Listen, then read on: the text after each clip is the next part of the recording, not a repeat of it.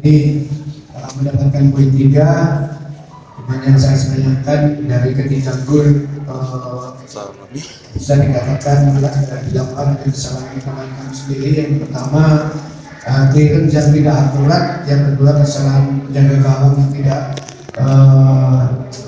lengket memegang bola, yang ketiga saya tidak bisa ngomong karena tembak handphone. Tapi terlepas dari itu,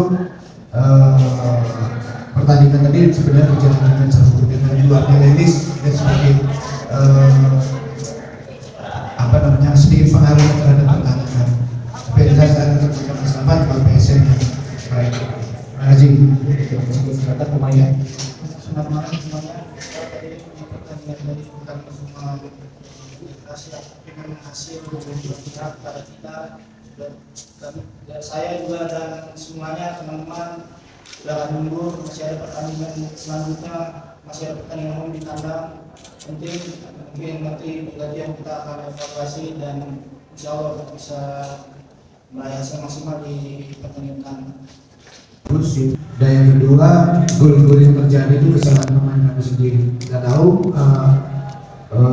sebenarnya meskipun Makassar bermain bagus, terjadinya gol bukan karena open play, karena kesalahan-kesalahan kami sendiri. Yaitu tadi yang pertama, clearance yang tidak akurat, yang kedua penjaga gawang melakukan blunder, yang ketiga handphone. Tapi yang terlepas memang PSM tampil bagus di mana. Tapi saya bayangin ini memang ada beberapa pemain yang memang belum pernah melakukan Liga 1, belum pernah merasakan Liga 1, bahkan Liga 2. Ini masih perlu jam terbang. Tetapi saya sangat yakin tim ini cukup prospek, hanya nunggu pengalaman kerja setiap pemain. Kalau masalah pelatih, menurut saya memang permasalahannya di salah satunya adalah sertifikasi yang memang mungkin ada beberapa teman pelatih yang belum memiliki upload, memang aturannya tidak bisa. Ya, itu mungkin salah satunya juga seperti itu.